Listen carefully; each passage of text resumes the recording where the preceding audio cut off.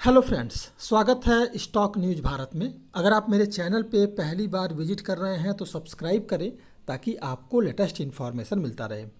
आज हम जिस स्टॉक के बारे में बात करने वाले हैं, आज इसकी मार्केट में लिस्टिंग हुई है और इसका नाम है तमिलनाडु मर्केंटाइल बैंक। और इसकी जो आज मार्केट में लिस्टिंग है वो काफ़ी कमज़ोर हुई है, काफ़ी सुस्त हुई है। तो हम जानेंगे कि आखिर में इस स्टॉक में मार्केट में तेज़ी है, लेकिन इस मार्केट की तेज़ी में आखिर में क्यों जो है इस बैंकिंग सेक्टर, इस बैंकिंग स्टॉक का जो है लिस्टिंग काफ़ी कमज़ोर हुआ है।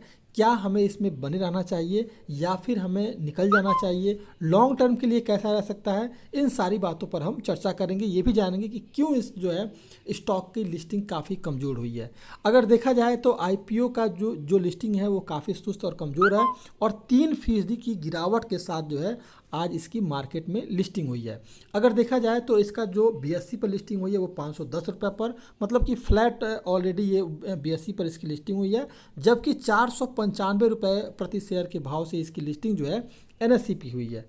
अब सवाल ये उठता है कि आखिर में इस स्टॉक की लिस्टिंग इतनी कमज़ोर क्यों हुई है।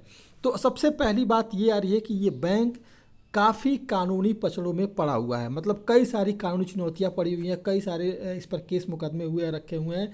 इसका असर जो है इस स्टॉक पर आपको देखने को मिल रहा है। दूसरी बात ये सामने निकल के आ रही है कि मैनेजमेंट के पास जो है लॉन्ग टर्म परफॉर्मेंस पर पर्याप्त क्लियरिटी का अभाव है, जिसके कारण कि निवेशक जो है इस तरफ झुकाव नहीं कर पाए हैं। मैनेजमेंट ये बता नहीं पाया है कि आखिर में इस बैंक का भविष्य जो है आगे चलकर किस तरह का है। क्या ये अपने ब्रांचों को बढ़ाएगा, क्या अपने को आपको विस्तार करेगा, ये सब जो है जो इस बैंक के जो भी जो अधिकारी हैं वो इस बात का खुलासा नहीं कर पाए। इसका असर जो है इन्वेस्टर का जो है जो इंटरेस्ट जो है इस स्टॉक पर काफ़ी कम पड़ा है, इसीलिए इसकी आज जो है फ्लैट और एनएसई पर तो फिलहाल 3% की गिरावट के साथ लिस्टिंग हुई है।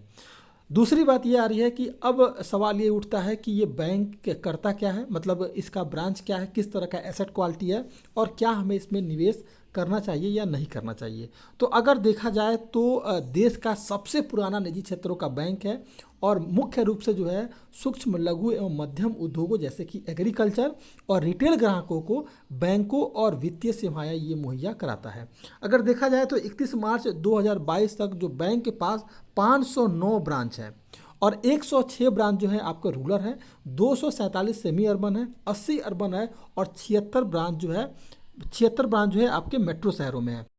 अब सवाल ये आता है कि क्या इसके स्टॉक में हमें निवेश करना चाहिए या नहीं करना चाहिए। तो देखिए, अगर आप लॉन्ग टर्म के लिए अगर निवेश करना चाहते हैं तो आपको निवेश इसमें करना चाहिए।